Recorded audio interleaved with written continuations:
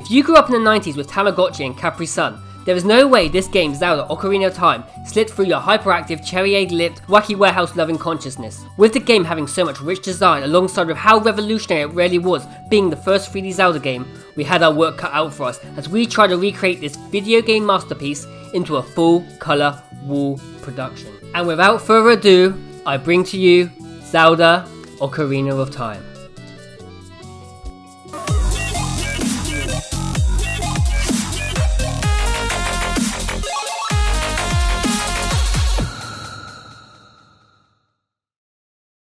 The very first thing we have to do is figure out what version of Link we want to go for. In the game you start off as young Link, who at this stage is about as useful as a red light in Grand Theft Auto.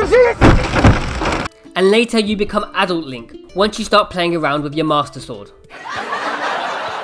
After playing around with both versions of both young Link and older Link, younger Link looked a lot more appealing, as older Link started to look like a 16-year-old girl annoyed that her best friend wore the same outfit to prom. Now that we finally figured out the type of character we want for the wall, we now have to set the stage. In my last video, we had Super Mario taking place of the letter O, but because I want Link facing the left side of the wall, Link will be taking the space of the letter E. By placing him here, it will give the piece a lot more harmony and balance. Once we finally get down a rough outline of the characters and letters, we now need to add some atmosphere. I never actually owned this game when it first came out, but I remember in year 3, I would always go and visit my Chinese friend, whose dad would import games before they were even released in this country. This kid, I promise you, would have every game way before it was released here in the UK. I can remember vividly him playing, whilst I sat there thinking to myself how goddamn complicated this thing looked. The amount of items he was collecting, the enemies he was fighting, a never-ending world that he could travel around on his horse like some kind of pixie-looking John Wayne. Yeehaw! And it is the open world of the Hyrule Field that we will set the stage for the background. Unlike those creepy clouds we did on the Mario wall, for this one we're going to give it much more of a realistic effect. Once we have dealt with the furthest thing in the background, we now have to take it step by step, moving more closer to the foreground. And here is where my long nights of watching Bob Ross whilst huffing on White Spirit comes in handy, as we move onto the mountain.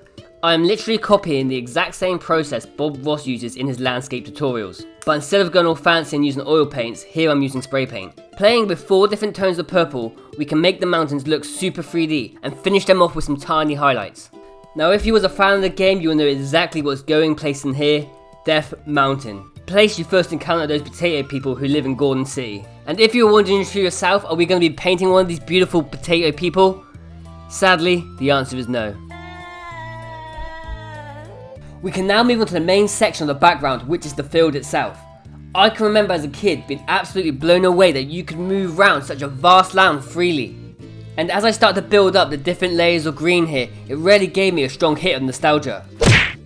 Once we have laid down the bigger shapes, we can now start playing with the smaller elements like these tiny happy little trees and specks of sparkling grass that sets up the scene for the Zelda wall. And now with all the elements of Hyrule Field in place, this is what we currently have.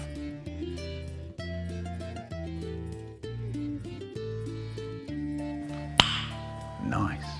Now it's time to fix up Boss Man himself. Before we go crazy with the details, I thought it would be best to lay down the base colours and then add the darker and lighter tones on top.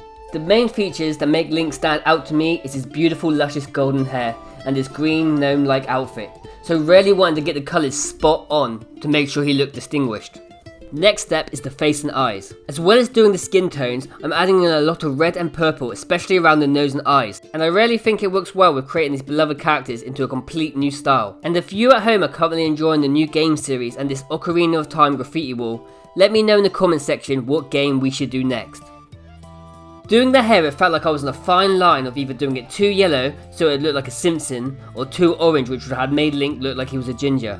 So we left it without going OTT on the highlights. As well as Link, I wanted to add that annoying as hell fairy that would follow you around. The one that would treat you as though you had no intelligence and tell you to listen every 2 steps you would take in the game. Listen!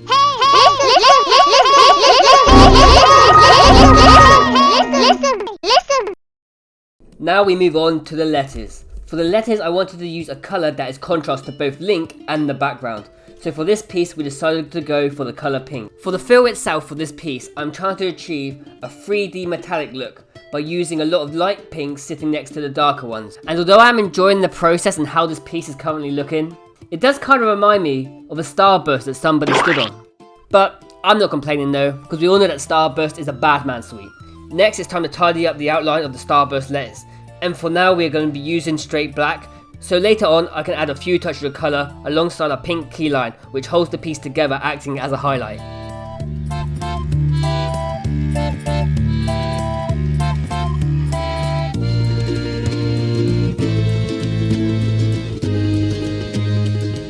Now it's time to revisit one of our best friends, but I thought it would be way more cooler to make him a speck of light, just to stay true to the actual game form. Now it's time to move on to what we've all been waiting for. Chicken time!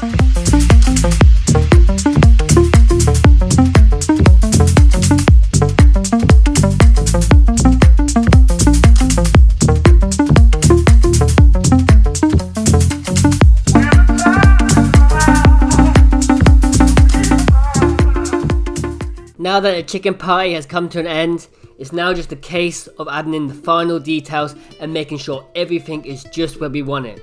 So ladies and gentlemen, thank you for coming on this amazing adventure today, and I present to you Zelda Ocarina of Time on a wall.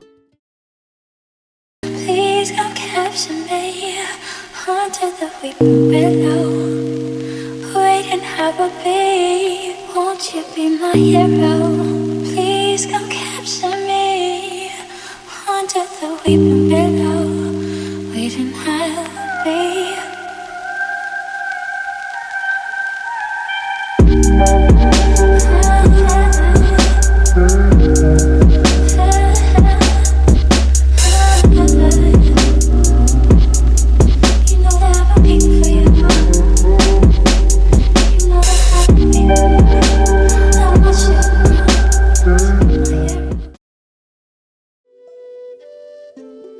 Just before you go, I want to thank every one of you for tuning in and supporting this channel.